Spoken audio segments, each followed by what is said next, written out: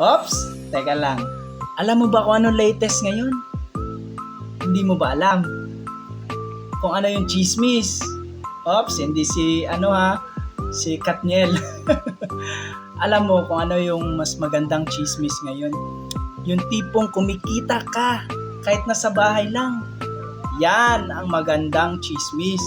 Diba? Yan yung uso ngayon na kahit nasa bahay ka lang or kahit saan ka man or kahit anuman ang sitwasyon mo, maaari kang kumita dito sa TikTok and sa Facebook or kahit anuman ang iyong social media account.